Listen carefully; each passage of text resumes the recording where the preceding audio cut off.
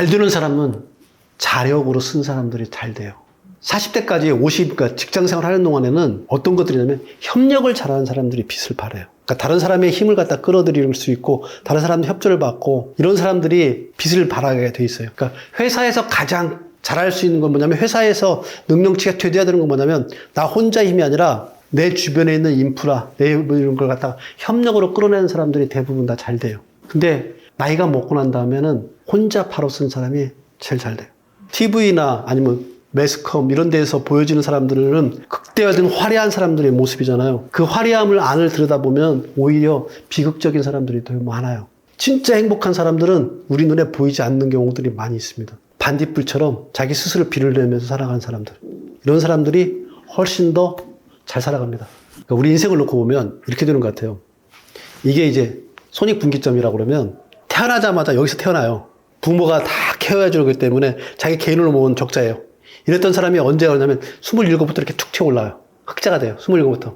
흑자가 돼가지고 쭉 가다가 언제 다시 또 적자로 떨어지냐면 대부분 50, 일자리가 떨어지면서 쭉 떨어져요. 그러고 난 다음에 이렇게 쭉 가서 여기서 이제 죽음을 맞아요. 그러니까 적자에서 들어서 적자로 이렇게 끝나게 될 수 있는데 유일하게 흑자인 시절이 여기잖아요. 20대, 30대, 40대, 50대 초까지. 그러면 이때 뭘 해야 되냐면 이 이후에 살아갈 수 있는 것까지 준비하는 사람들이 대부분 다 흑자 인생에서 적자 인생으로 급격하게 떨어지지 않고 살아갈 수 있습니다.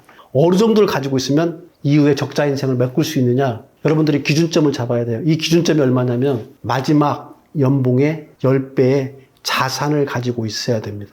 그렇지 않으면 여기에 플러스 해가지고 연금 아니면 기타 소득들이 금액이 크지 않지만 자기가 기본적인 자산에다가 소득을 갖다가 보태야 되기 때문에 그걸 0까지 합해가 되면 이후의 인생에 재정적으로 그렇게 큰 어려움 없이 살아가시는 분들의 기분 더 5설계 정도의 자금들이라고 보여집니다. 그래서 소득이 끝나는 시점에서 얼마인가, 그래서 내 자산 상태를 갖다가 한번 꼭 평가를 하셔야 돼요.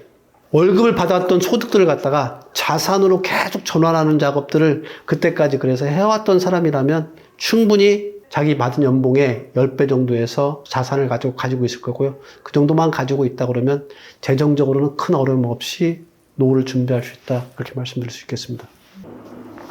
투자를 공부를 하고 싶으면 투자를 공부할 때 딱 두 가지를 봐야 돼요.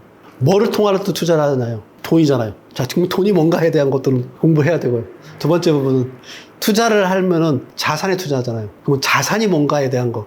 이 두 가지는 공부를 하셔야 돼요. 근데 돈이 뭔지도 모르고 자산이 뭔지도 모르고서 투자를 하더라고요. 두 가지만 먼저 공부를 하세요. 아, 돈이 뭔가. 그냥 쉽게 말하면 돈이 어떻게 만들어졌고 돈이 어떠한 역할을 하고 있고 돈이 어떻게 흘러가는가. 그래서 아까 제가 개인을 놓고 보면 돈이 5계단을 통해서 흐른다고 그랬잖아요. 소득, 지출, 저축, 대출, 투자. 이 개념에 대해서 소득이라면 내가 돈을 버는 수단이구나. 지출이라면 내가 돈을 쓰는 수단이구나. 저축이라면 내가 돈을 쌓는 수단이구나. 대출이라면 돈을 내가 누군가한테 빌리는구나. 여기서 한 가지로 대출을 가지고 좀 세부적인 설명한다면 돈을 내가 누구한테 빌리려고 그러면 아무나 돈을 나한테 빌려주나요? 내가 담보를 가지고 있든지 신용을 가지고 있어야 돼요. 그러면 담보하고 신용을 쌓을 수 있는까지 내가 뭔가 기반을 만들어야 되겠구나. 이게 다 돈 공부예요. 그럼 투자를 하겠다면 돈으로 돈을 불리려면 돈으로 돈을 불리는 게 어떻게 할 수 있냐. 어떤 자산을 선택할 때 돈으로 돈을 불려주는 거나.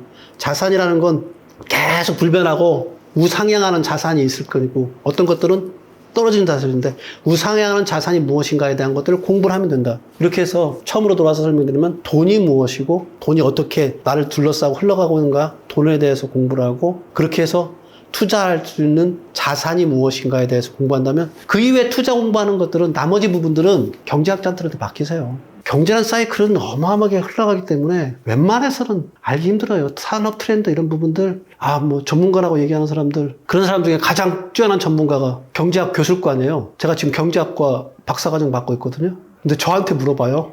경제학 그 교수님이 나 어디다 투자하면 돼? 이렇게 물어봐요. 그 얘기는 무슨 얘기예요? 경제가 흘러가는 통계적인 수치 그리고 어떤 사이클로 흘러간다는 법칙들에 대해서는 잘 알고 있지만 우리 현재 삶이 어떻게 흘러가고 있는지 삶 속에 있는 경제가 어떻게 흘러가는지 아무도 모른다는 얘기거든.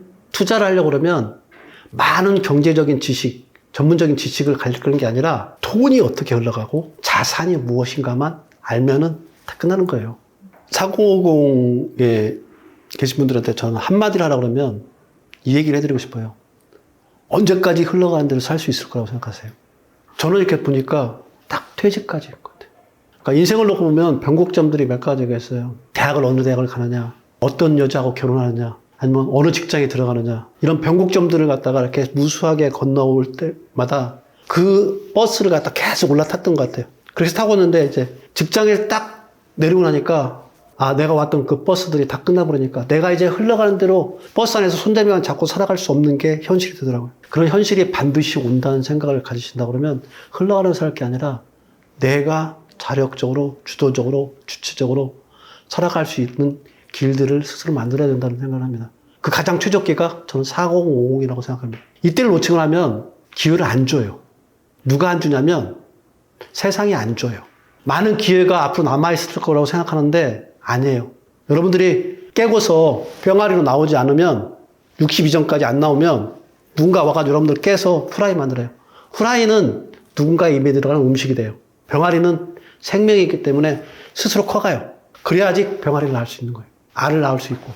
그렇기 때문에 여러분들이 내가 내 삶의 길, 저는 이제 그걸 마음의 지도라고 그러는데 자기 마음의 지도를 반드시 마련하시고 그 마음의 지도를 따라서 가셔야만이 여러분들이 병아리, 생명의 길로 갑니다. 그렇지 않으면 여러분들은 후라이가 되어서 누군가의 입에 음식으로서 먹혀질 겁니다. 그렇게 되지 않도록 여러분들이 좀 준비하시는 기간이라는 생각을 하신다고 그러면 여러분들 아마 깊은 생각을 가지고서 언제까지 흘러가는 데 살 것인가에 대한 이 책의 내용들도 궁금해 주실 거예요. 이런 부분에 대한 얘기들도 제가 나중에 여러분들하고 다시 만나는 시간이 갖게 되면 그때는 좀 더 허심탄회한 얘기들을 갖다 여러분들한테 들려드릴 수도 그렇게 하겠습니다.